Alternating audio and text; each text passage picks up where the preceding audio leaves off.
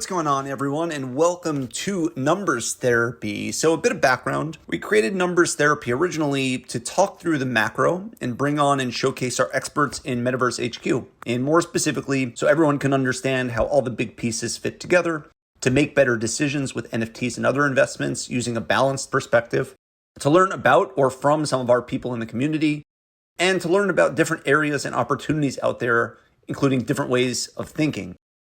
More on Metaverse HQ, which we call MVHQ. MVHQ is the top Web3 trading and networking community, and we showcase traders, analysts, builders, and a variety of other rising experts in the space.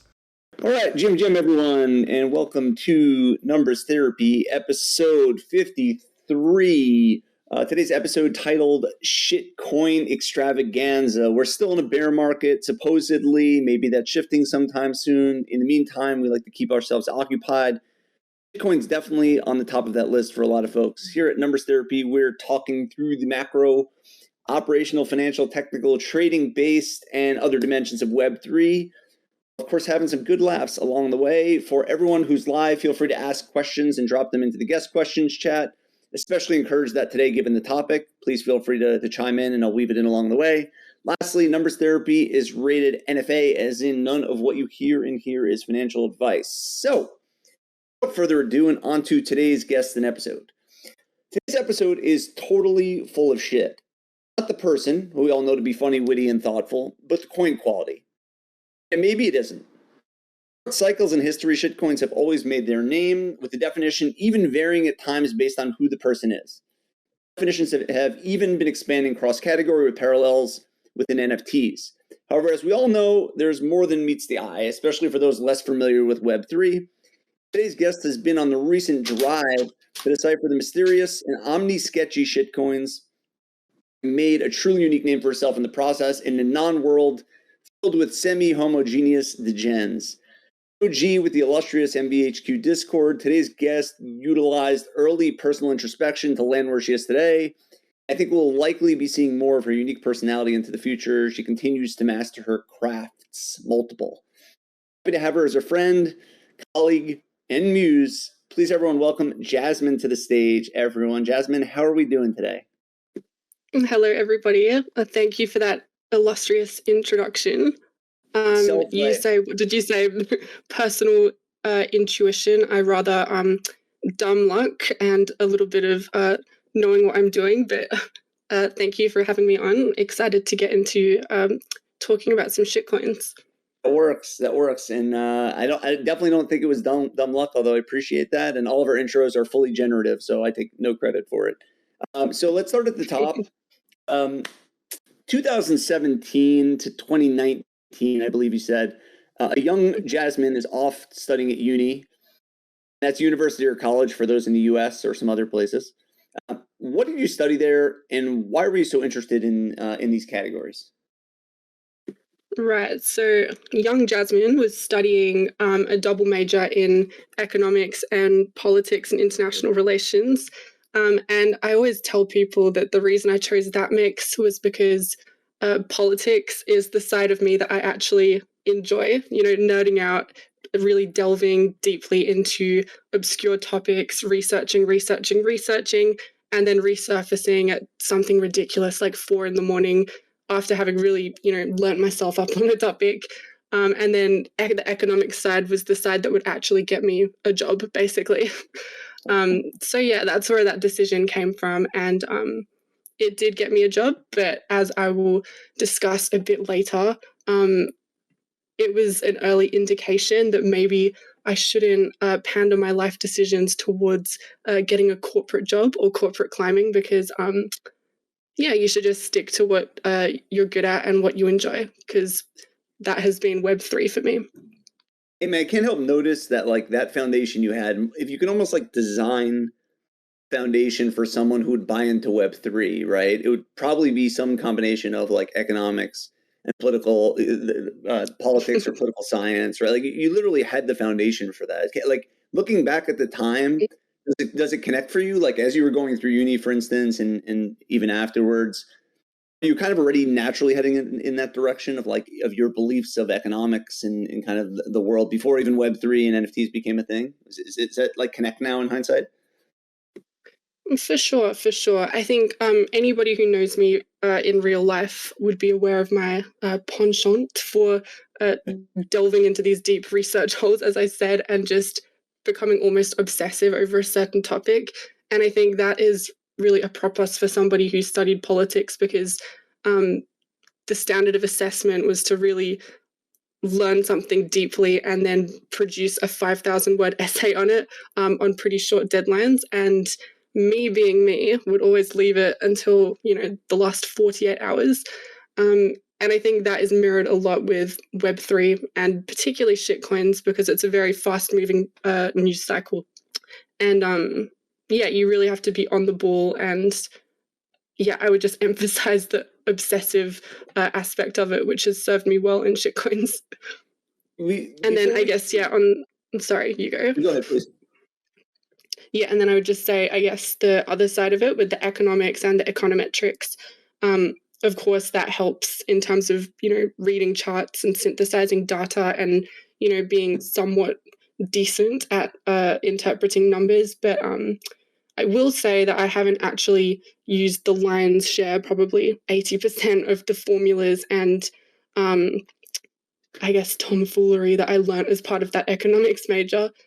So yeah, I think it was mainly the soft skills that I gained from that degree. Was part of, I was going to say in line with that, like was part of that soft skill batch like some healthy dose of cynicism in terms of like being able to read into how things work, which is now maybe formed your skill set a little bit later? I think there was an element of it, but I did start university when I was 17. So in Australia, I guess our school system is a year before, and I fast tracked during my school years as well.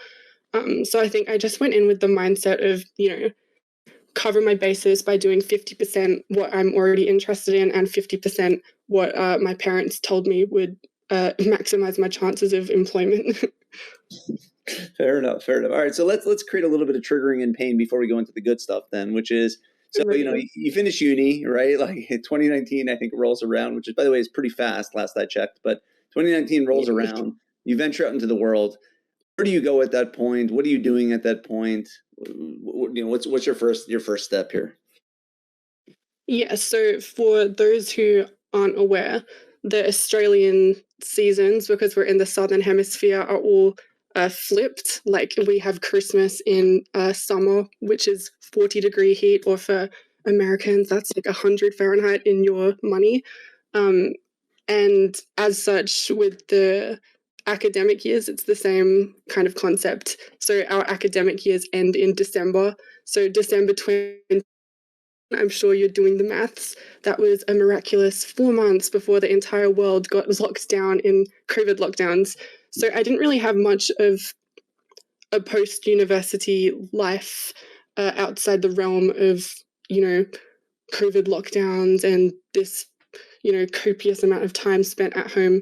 So my first job, I was just working in a tech startup, which was, of course, because it appealed to my love of technology, networking, nerding out over technical concepts, which, we're all in Web3 for those reasons as well.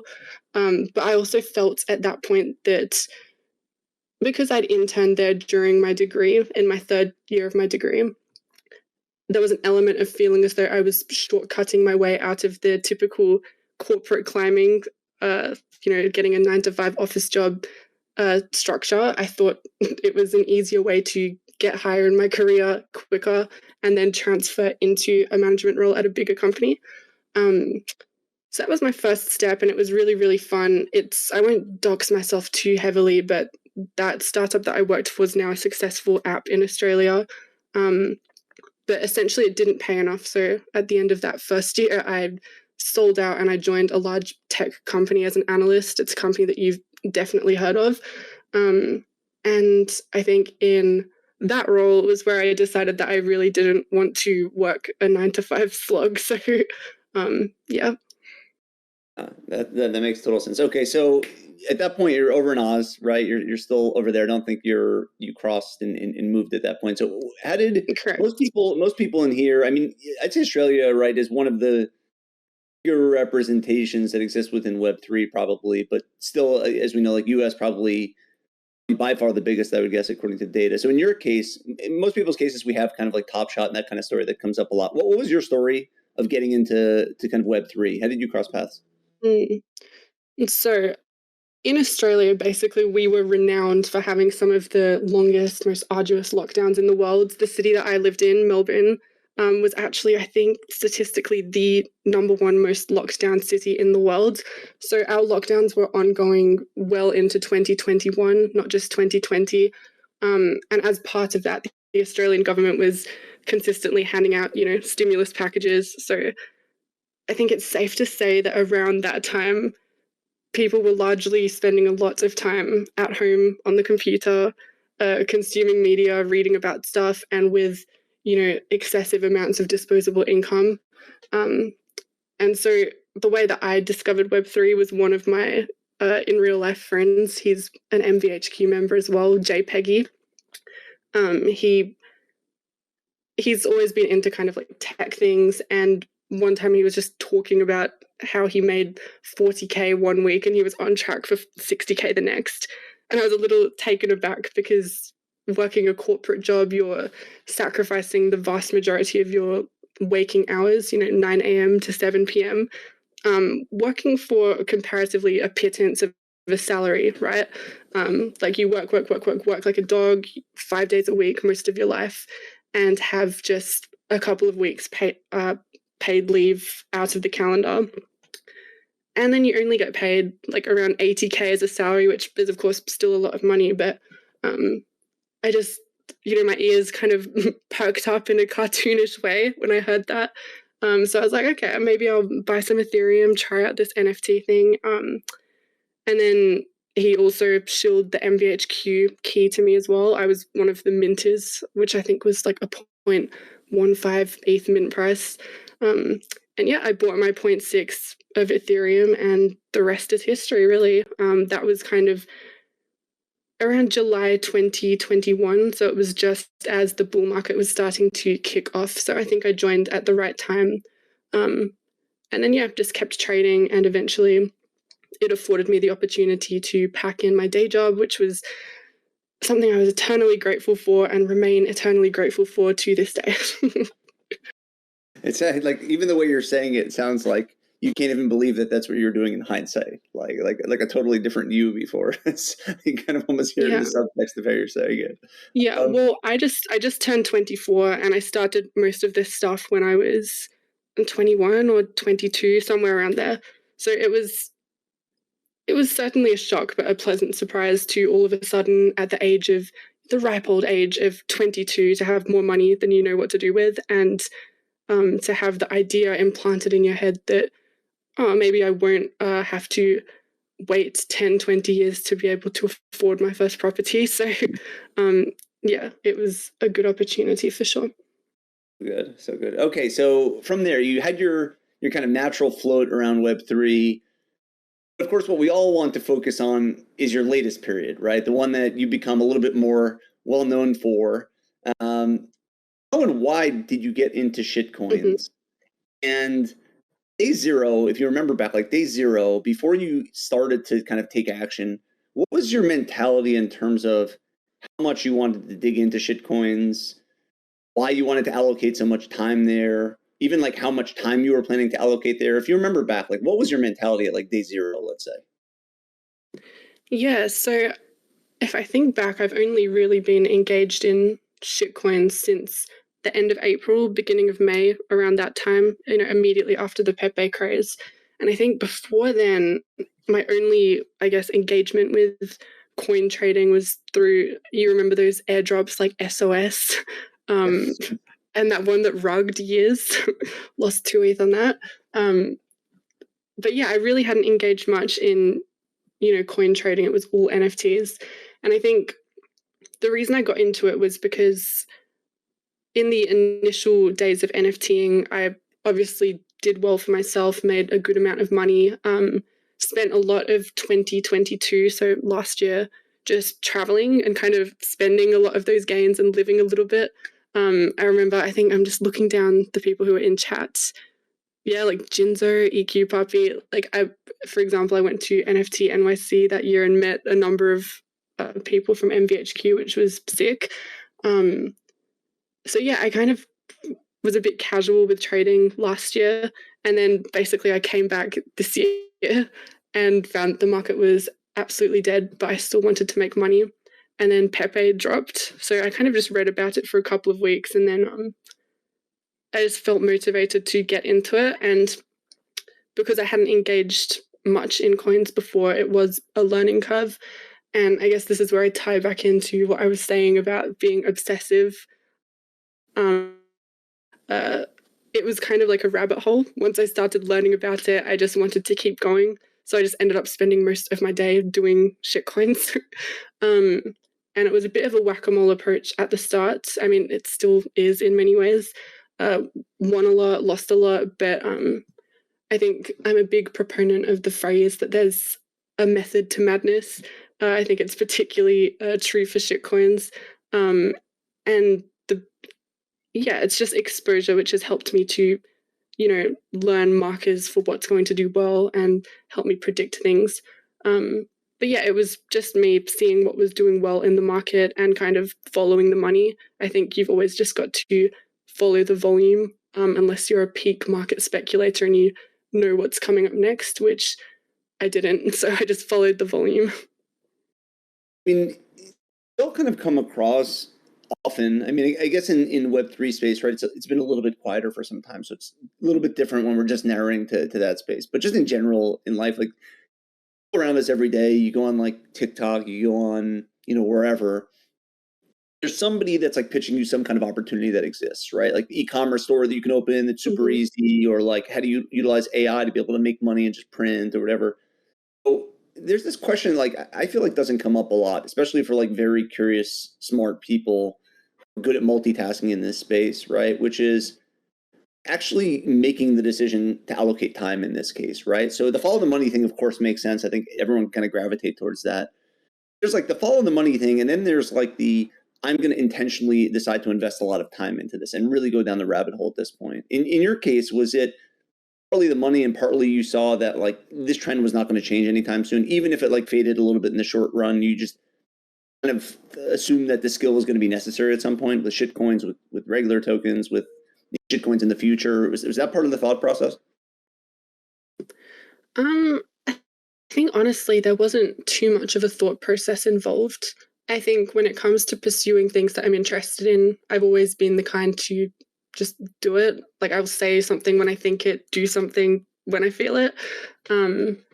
Like I know that we'll get to this topic later, but it's similar with my writing. Like I do a lot of writing on the side as well. But I think it was just a bit of FOMO. I'm sure he knows who Popper is. He's an MVHQ member and he made an absolute killing on Pepe. And I kind of just watched that and I got a decent little hit of FOMO and I decided to just start learning it for myself because, like I said, I had no idea what all this meant. Like I knew vaguely what a market cap was. I knew vaguely about, price indicators and technical analysis. But I felt like I didn't know enough. So I just started learning it and I've just ran with it and I've run with it since. And just on that note, I will also just say that technical analysis on shitcoins is an absolute farce. No offense to anybody who does it, but come on, guys, if you're on a 5-minute chart or a 1-minute chart, you should not be doing TA on a shitcoin ever. Does that go for astrology also? Astrology doesn't apply either for shitcoin guidance. Is that fair? Hold on, let me just tap into my Luna, Mars, Venus rising. I'll get back to you on that one. So one of the things with this, Jasmine, is, we enjoy like kind of the fruits of your effort in MVHQ, right? Private MVHQ benefit for anybody not familiar with MVHQ, very, very good benefit we get is people like Jasmine writing incredible reports within here. And so we enjoy those, the fruits of kind of what you produce in here in terms of field reports lately, which I know have become a crowd favorite. something that we haven't gotten a chance to talk about a lot is how you, like, your kind of attack plan at the beginning, right? You going down that rabbit hole like you're kind of talking about. So you kind of see Pepe, as you said, you see that, like, Bo in this example, like, kills it, right? Maybe a couple other people. I'm definitely interested in this, follow the money kind of a thing. Makes sense. I do what I want to do when I want to, like you said. How did you think about even digging into this at that point? Like, where did you start, and how are you been thinking through, like, where to start, where to go next? What was that rabbit hole like for you?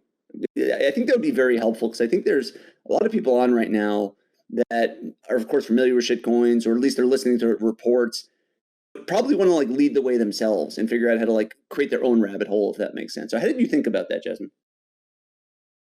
Yeah, I find it interesting because I think I wrote an article many a month ago on shitcoining as a topic, and I'd only been doing it for a couple of weeks at that point. And I find it interesting to compare what I wrote then to what I write now.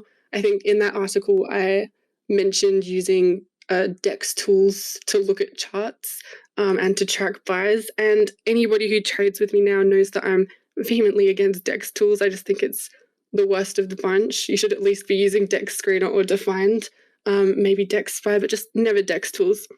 But anyway, I think back to the topic of how I started, I think it was just hanging out in alpha servers. I think whenever anything voluminous happens, there's always going to be a sect of the community that latches onto it. And that was certainly true for shitcoins. I think I was in another alpha group and we had a chat of about 6 or 7 of us who were kind of just in there day in and day out, just gambling on everything that came through. And it's a little bit fun at the start because you make, after having a dry spell in NFTs for however many months where it's hard to get a 2x, hard to get a 3x, and you make your first, 2 ETH to 10 ETH flip, it's a little bit exciting and it motivates you to come back the next day. And I think it was just at the start, like I said, a bit of a whack-a-mole approach, gambling, making some, losing some, but at the same time, just in passing through having conversations with people, you learn about this little tool over here, you learn about what this part of a contract means, you learn about how to scam check. I didn't know what it meant at the start for a contract to be renounced, and, I learned that from just asking in a chat, and you kind of just build bit by bit on your knowledge base. And I think in my case, it was surprising at the end of a week or 2 weeks how much I'd learned on top of what I didn't already know before. So I think everybody has their own way of doing things. Some people would prefer to sit back and watch others trade and not necessarily engage in a fast-paced chat and, take notes and try and get a strategy down. But I think being a bit more impulsive, I found it helpful to just dive straight into it because, if we're being honest, we don't really remember things as clearly when it doesn't happen to us, not just in trading, but in life. I think, you're not going to learn a really hard lesson about losing based on watching someone else lose necessarily. But if you lose a big sum on something, you can guarantee you're never going to make that mistake again. So I think, I was motivated by just diving straight in and, enjoying learning about these new things, particularly aspects of a contract, and things which in hindsight I should have taken the time to learn years back when I was doing NFTs, because it's also relevant to NFTs. So at the current state right now, so like you said, you've been doing this for a bit of time at this point. Pepe was, how long ago at this point was Pepe? Like 60 days ago or something like that, maybe? 90 days ago? Oh, it was Pepe, I think, dropped in like mid-April, somewhere around there. A while ago. Okay, wow. I have no sense of time. Longer than that. So obviously at this point, you've been doing this for about 3 or 4 months, but as you said, really rabbit hole, really kind of hard and fast, right? So what would you say right now, like, what % of your time are you allocating towards shitcoins as it relates to investing in general, or like time that you're on? Is it 95% of your time this time currently where you're investing towards focusing on this? Like, how are you dividing your time currently? Well, it's kind of my full-time gig at the moment. Obviously, I always have my ears out for other opportunities. Like, I've delved a little bit into drop shipping, Amazon, FBA, content creation, as you've seen. But for the most part, I spend 95% of my working day just on shitcoins. And a lot of that is not actually actively trading. It's, scrolling through Etherscan, looking at wallets, analyzing contracts, looking at my monitors. But I'm not really bothering with too much other investing at the moment, just because, to be really honest, I don't really know that much about it, about macro. When it comes to trading, it's mainly just shitcoins. But also I say that I don't know that much about macro. I'm also spending a lot of time on the side reading about other ways to invest money, because I certainly need to get better at it. And that makes total sense. That makes total sense. So with that, I guess with that setup, Jasmine, if you're spending your time studying contracts and monitoring and all that good stuff in some chats, what tends to be your trigger point though, usually, like to be able to jump in? And maybe let's start with this. What tends to be your approach? I assume your approach is just kind of monitoring, using notifications to be able to grab something at extremely low market cap, is my guess. Is that right, first off? And second off, what most often tends to be your trigger point? Is it a message from somebody in the Discord? Is it self-inflicted based on a contract read? If you feel comfortable sharing. I think it's an interesting question, because I think there's not really one answer to it. I think there are multiple strategies that you can employ in the shitcoin space, which I think is part of the beauty of it. For example, I think your strategy should really be adjusted according to how much time you have to invest in the space. I think if you're treating it as a full-time kind of gig, like I am right now, spending 95% of your working time on it, I think in those situations it's more appropriate to take those risks on low market cap coins, to try for quick flips, and do those really degenerate trades, right, where the word degen comes from. But for people who don't really have hours upon hours to spend at the computer, or they have day jobs or family commitments or anything like that, I don't really think that approach suits them, just because it's completely unworkable. With the pace at which things move in this space, the vast majority of coins that you open a position on will either rug or soft rug or lose volume and be dead within 5 hours. So I think if you're someone with less time to invest, I think it's probably more worthwhile that you take higher capital plays on more established coins. So, like Pepe or Unibot or the People's Bitcoin, that Harry Potter, Obama, Sonic, Inu coin. But I wouldn't necessarily go for sniping or trying to flip low market cap coins if you don't have lots and lots of time to constantly be monitoring contracts and honeypot checking and all of that. Let's just make the assumption that we do have some time, right? And we want to play the game the right way at this point. I know you've had threads, by the way, and some folks may have read through some or most of your threads, listening live, afterwards, maybe a little bit less so. But for our kind of crowd in general, what are some of the top patterns that you've kind of recognized in shitcoins that you think are worth calling out, that could maybe start clear framework in terms of what to think about when looking at shitcoins and comparing why one might be good and not good, et cetera? What are kind of the top patterns that you've seen? Well, I think first and foremost, I guess the most obvious indicator would be to stay on Meta. So exactly like we saw in NFTs, shitcoins go through certain metas. If one coin does really, really well, you can guarantee that there's going to be a spin-off of it just hours afterwards, sometimes like 30 minutes afterwards. And I think it's really important to be cognizant of what's going on in the market, just in terms of what has done well recently and where people's eyes are. So, for instance, I think over the past few weeks, we've seen an influx of utility tokens, and that relates to, Telegram-based bots. It relates to online gambling platforms, and other utilities like that. And I think being aware of that is really important, because if a coin's off meta, I find that it usually just doesn't really have much room to do well. A really good example of that actually is, it's a shame because I've forgotten the name of it, but there was this coin by a deployer that did really, really, really well. I think 80 million market cap back in 2021. And they did a second coin and they did a pre-sale for it. They had a huge social media following for it.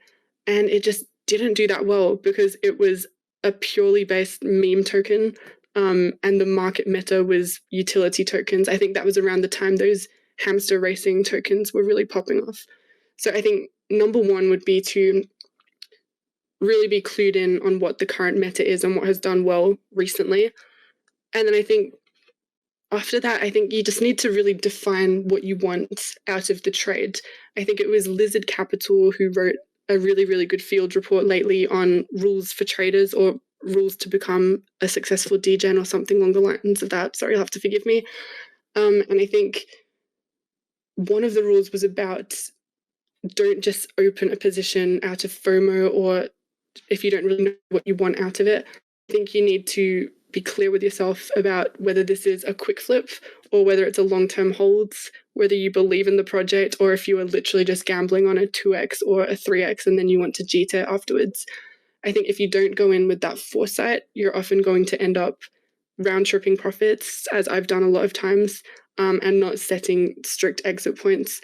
So yeah, I think meta and having purpose for opening a position. And then I think if you want to get more technical, there are a lot of things that can increase the likelihood of something succeeding. And those include having a deployer that has a lot of history on chain or is an old wallet, having a high initial liquidity pool.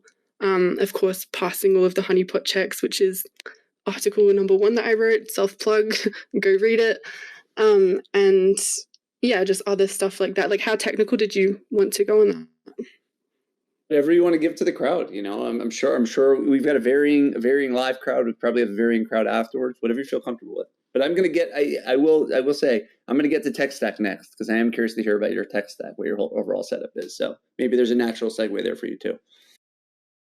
Yeah, for sure. I think in one of my articles I summarized the things I look for really concisely. I think it was being on meta, having a notable deployer, having utility, or having mimetic or I guess social potential. So things that are related to certain news cycle items, like if Elon Musk basically tweets anything, as an example, there'll be a spin-off coin for it, which will usually do well. Not always, but usually. Or if it just has a hilarious name like that Bitcoin Harry Potter coin. So yeah, I think those are the 4, being on meta, having a notable deployer, utility, and mimetic potential. Got it. I think it's a really good kind of foundation and structure that you laid out. So in line with being able to figure that out, right? So I mean, like dissecting what you said, right? Even like figuring out what the meta's like, for instance, is something you have to stay on top of. You have to keep the pulse of, right? So you got your Discord communities, like you said, or that's certainly part of this thing. What else are you using to be able to monitor that, to give yourself a good pulse of that? And what about the rest of your tech stack and tools that you're using to monitor everything? Like what's in extent you feel comfortable with it? What's in Jasmine's wheelhouse these days? What does Jasmine's computer setup look like, or otherwise, to be able to monitor? Well, Jasmine is currently the Telegram queen. I should probably be sponsored by Telegram at this point, given how many people I've told to stop using web-based things, start using Telegram bots. But no, I really, really do mean that. I think Telegram has such a lightweight user interface that doesn't slow down your computer at all. It's got really good interactability. I'm sure people have dabbled in, Maestro bots, Unibot, and it's just got a lot of seamless use cases, not just for trading, but also analytics. So I think mainly what I use, lately I've tried to really cut down on and streamline the amount of bots that I'm using, just because it gets to a certain point where it's information overload, where you can't realistically, as one person, check everything. And you need to, I guess, hone in on what you find most useful and what anecdotally has produced the best results for you. And for me, that is a handful of monitors on Telegram which show unlaunched contracts. So just as an aside for anybody who's not aware, there's a general life cycle for a token, and a token won't be live for trading until liquidity has been added and, you know, an LP liquidity pair, like liquidity pool pairing created. And as such, there are these bots on Telegram. I think I've linked a bunch of them in my articles that will essentially collate all of these contracts that have been created but not yet deployed. Well, they've been deployed, sorry, terminology is confusing. They're contracts that have been deployed but not necessarily have launched trading. And that is a real goldmine for finding things for sniping in particular, which is what my Banana Gun article was about.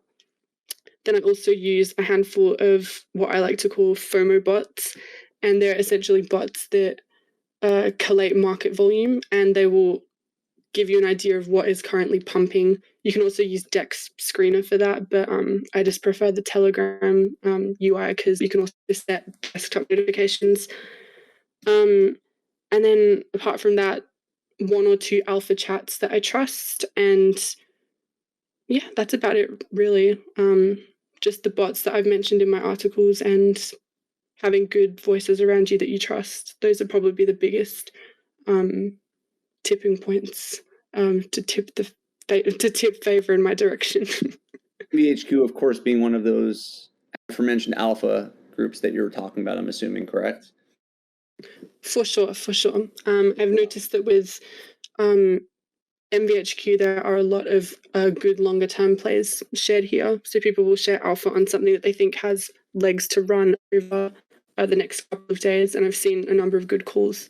And of course, even today, you can look through the shitcoin channel, and a number of people like Swishy have been killing it on the Shibarian launch. So, yeah. Well, like one of the things, we were talking about this a little bit earlier, but one of the things I think on minds always is like there's the part FOMO side of things that exists, right? And like you kind of mentioned, you had FOMO on Pepe, and then you kind of decided to dig in, and you're smart in the sense that you just like rip it at that point. You make the decision, you rip it at that point, right? But there's also some people out there, sometimes a little bit paralyzed with the decision to some extent. Like they think they missed the wave, right? And therefore, is it worth investing my time at this point? So, you know, we have a question on this live, which is, do we think that this is a passing fad? Do we think shitcoins are going to recur at some point? Better, and is it better to just dive into it right now still, even though it's, you know, there's still some action that exists, but certainly it was a little bit hotter, I think, like you said, 3 months ago, 4 months ago. So is this here to stay? Is it going to recur? Are there applicable skills regardless, in your opinion? Like what would the advice be that you'd give to anybody listening there? Well, I think just to preface my answer, I suppose I would say it's of course dependent on macro conditions and crypto more generally surviving and not entering an even more bearish phase than it is at the moment. But I do think is there a more bearish phase than right now, out of curiosity? Sorry, before you keep going, is there such thing as a more bearish phase, out of curiosity? Oh, definitely. I've got a number of, I mean, I'm not really great at macro crypto analysis, but I have a number of people who I trust. I discuss it with them from time to time. Some people think ETH will go back below 1K. Others think it's going to approach 1K. To get into the specifics of that, I'm probably not the best person for it, but certainly there's always room to be more bearish. You know what they say, set your expectations low and you'll never be disappointed. But yeah, so back to your question, I think it's interesting how people refer to it as a bearish phase. Like it certainly is bearish looking at the volume compared to last year and certainly 2021. But I was on Twitter or X, whatever. I was on Twitter earlier reading, and somebody made a really good post about we're in the middle of a bear market, allegedly, and we had a token based around a frog meme go all the way up to above 1 billion market cap. We had a known scammer con people, well, not con, but a known scammer was able to beguile people into sending over 100 ETH to his pre-sale wallet, Benjamin. We also had a coin called Bitcoin with the ticker was Bitcoin, and it was called Harry Potter Obama Sonic 69 Inu or whatever. And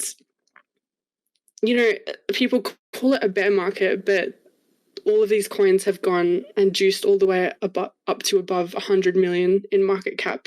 And for many people, it has actually been generational wealth. I know we use that phrase flippantly, but it actually has been. And we're in the middle of a bear market. So I think what I would say to that is that there's just always opportunity. And one of the things I like about shitcoins is that there always seems to be a level of opportunity, more so than I saw in NFTs over, the latter half of 2022. I would point out that, in terms of volume this year so far, it actually peaked in March. So that was before Pepe happened. So Pepe was the result of, a previous month of high market volume. So I don't necessarily think that if you haven't got in yet, you've missed it.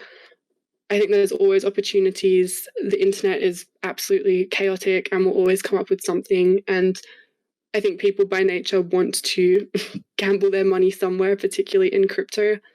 What I will say is that if you haven't delved into shitcoins yet, you are at somewhat of a 2 to 3 month disadvantage from people who have started and really honed their methodology and, got set up with the tools, got into alpha groups and all of that. So I think if you're looking to enter, you really need to be aware of skilling up quickly in order that you can compete, because I bring it back to this, poignant reminder to myself all the time that anything to do with trading or crypto or Web3 is underpinned by the greater fool theory. So essentially that means in order for me to win, somebody else has to lose. So if you think of everything in terms of that equation, either you're the winner or the loser. You just have to ensure that you're competitive and staying ahead of the curve at all times as far as methodology goes, or else you'll be used as exit liquidity and you won't have a very enjoyable or long time in the space. I mean, also, if you wait until tomorrow, you'll still be the 3 months away, right? So if it's time to dig in, I guess today would be the time to dig in now and get ahead of the curve. But I'll leave that exactly. And I'll also mention that I started NFTs back in, July 2021 or August or something. And there were people who joined much later than me, end of 2021, early 2022, that absolutely killed it and did way better than me, which is a little bit embarrassing. So I think if you're driven enough and you're hungry enough, and I don't say that to sound like one of those cringe, motivational podcasts, but if you have the drive to do it and you put the hours in, it's fairly easy to catch up. And people like me have kindly curated a nice collection of articles for you to read in order to do so. So how nice am I? Fair enough. And don't worry, this is not a motivational podcast. This is a demotivational podcast, if anything, so you don't have to worry about that. We're totally set to go there. So you couldn't design this, Jasmine, you couldn't design this better, because last week on the show, we had Veritas on, who's the founder of Aversify and Thunder. He eventually got to touch on shitcoining, although I will say what was interesting about the convo is that it wasn't just even about shitcoining. Veritas's position, and again, I think this is like a little bit extrapolating, so I'll just kind of like, it may be tied up here for the sake of for us talking about this, but he used the term gambling a lot. Let's put it that way, right? And very much like you just said, like the zero sum concept, right? Somebody has to win, somebody has to lose, and even though it's not the exact same two people, right? He kind of touched on that, and his position was not even just about shitcoining, that all things investment are kind of gambling. And I think what he really tried to mean, or was really trying to say when he was saying that, was just that there's risk in everything, for lack of a better description, right? Now, their platform, right, very data-centric and very, very transparently, they talk about kind of midterm timelines, right? Not short-term, that's not at all what they're kind of playing for, or certainly what he's playing for. He's talking like midterm timelines, right? As you might imagine, though, at the very end of the spectrum for him in terms of gambling would certainly have been shitcoining, and that definitely got talked about, right? So I'm curious to hear your position here, right, in terms of shitcoins in general. How plus EV scheme of options that are out there, do you think is shitcoining?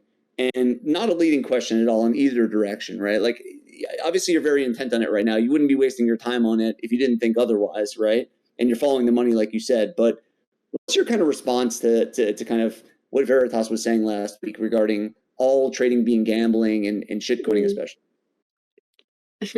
I would say, first of all, that he's absolutely right. I think there's definitely an element of ultra degenerate gambling involved in shitcoining.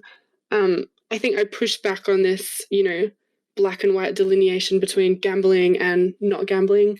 At risk of sounding fluffy, I do think it's a spectrum, obviously, and I think, far short of digging a hole and burying your money in it, and even then, you've got to be banking against the fact that some natural disaster isn't going to come and destroy your hole of money. I think everything is a risk, and while I definitely think shitcoining would fall closer to the slot machine side of that spectrum than, say, buying and holding properties, I think you've also got to think of it in terms of what you want to get out of it. So what's your end goal? And a lot of people are in crypto and indeed shitcoins in order to build up capital fast. Not everybody already has, $1 million in capital just sitting around. They can't really see fast returns on investing in stocks or ETFs or, properties, either because they can't afford it or it just doesn't appreciate fast enough for them. So I think if you're wanting to build up wealth quickly, I think shitcoining, NFTs, crypto is a good way to do it, but you need to approach it obviously with that risk in mind, because it's really is just like that. I don't know if you heard that, but I clicked my fingers. You can lose things like that. And yeah, I think definitely gambling.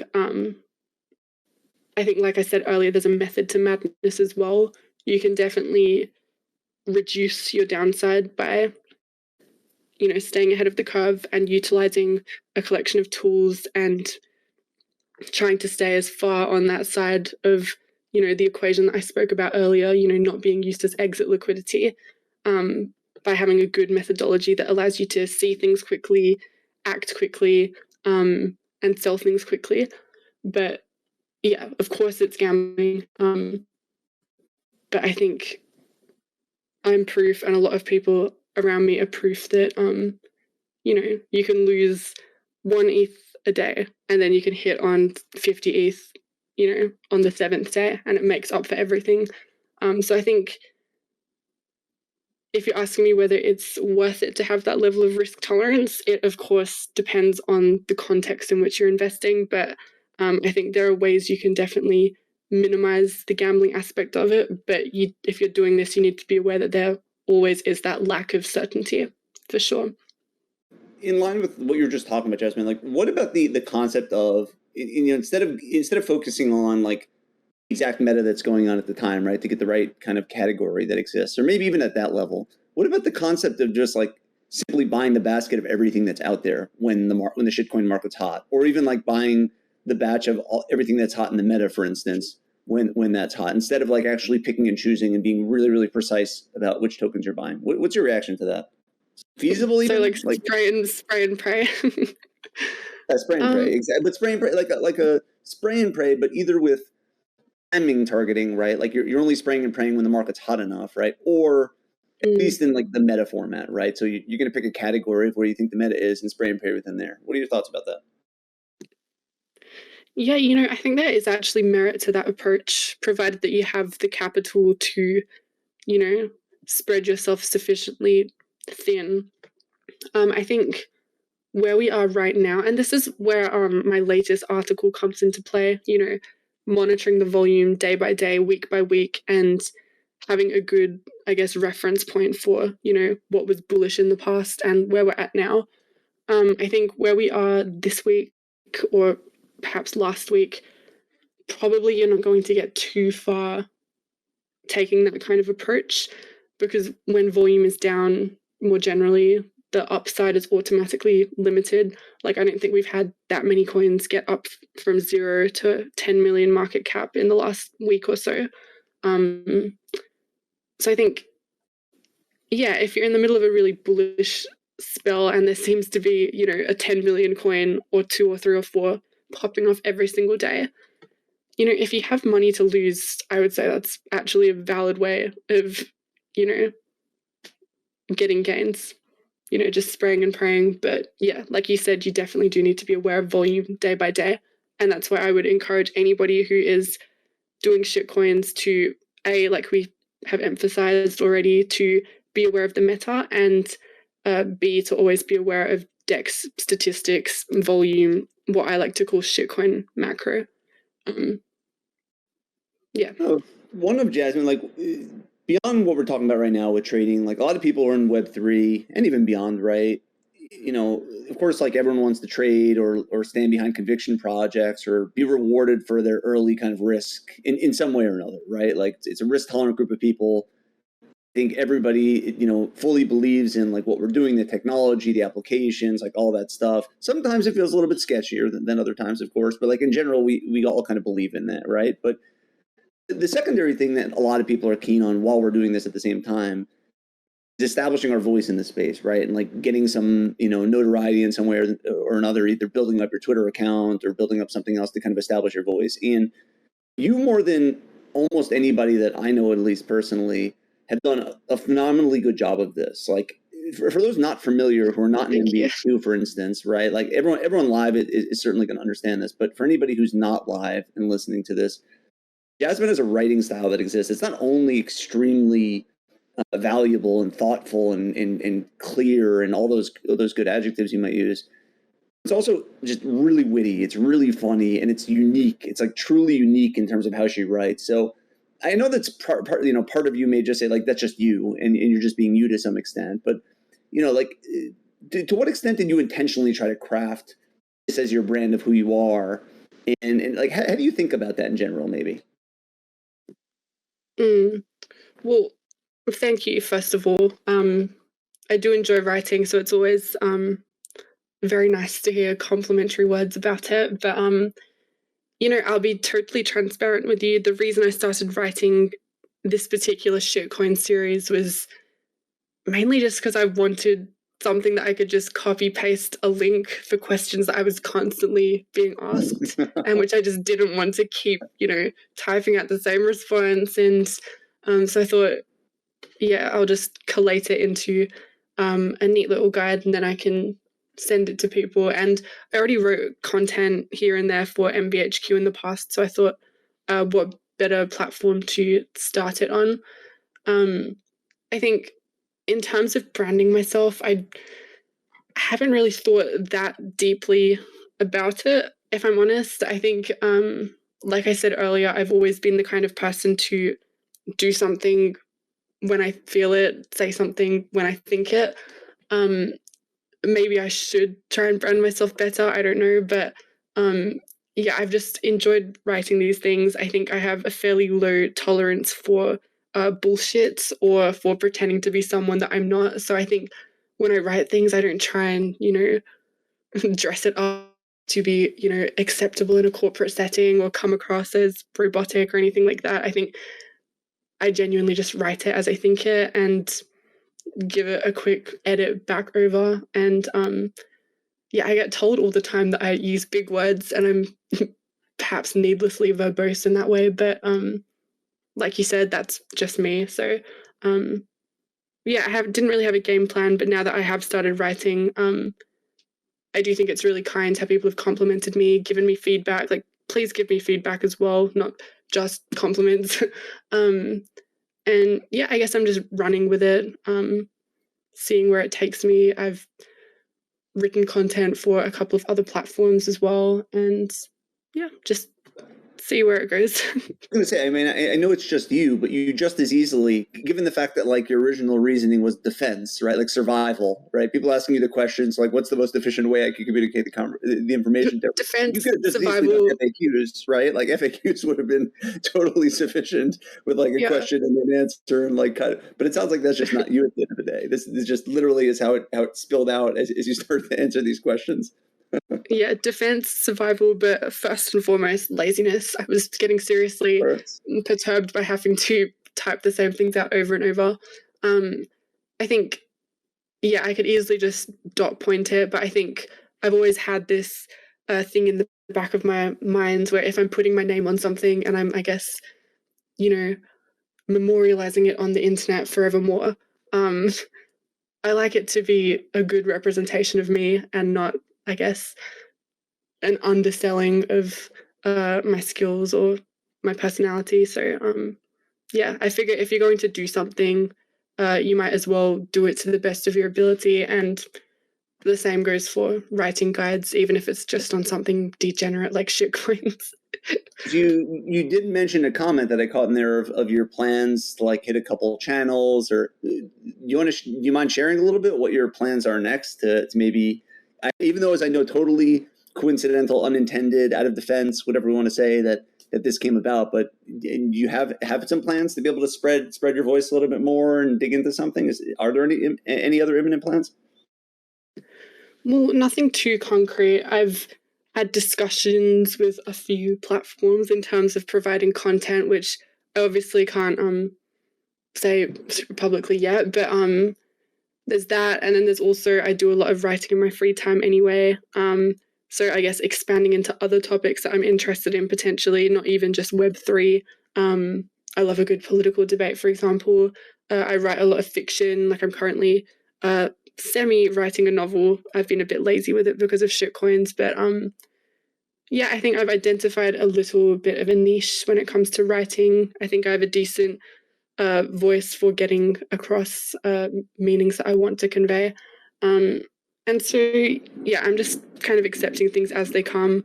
Although I will say my main focus right now is still shitcoins. So the majority of my time is going towards maximizing my gains on that. I'm going to say a couple platforms, and you could just say, yes or no as to whether these are the platforms that you're going to be coming out in afterwards. Just a simple yes or no, if that's the case. Recur? No. Pixelmon? No. Not Pixelmon either, okay. And Wizards and Dragons? Is it going to be within Wizards and Dragons or not so much? No, this feels like I'm stepping into a time machine right now. We're not getting a lot of information out of Jasmine today, but definitely sounds like things to come, and I'm sure everyone's going to be very excited to hear more of your voice coming out. But Jasmine, I personally I really enjoyed this conversation, and what I really appreciated about it is that you're willing to kind of be blunt in terms of where you just dove into something, where you're doing what you want, where you did dissect it and think about it on the tool side and otherwise. So really, really valuable, not just from like your approach and your process, but also like your mentality into things, which I really, really enjoyed. So I really appreciate you coming on and having this conversation. Like usual, everyone live, really appreciate the thought there, questions. Hopefully it was useful for everyone. Like usual, we can always have a part 2. Totally okay. And thanks so much for everyone there. Thanks so much to everyone listening on the recorded. Much appreciated again, Jasmine. And we'll see everyone similar time next week, everyone. Thanks so much. Brilliant. Thanks for having me.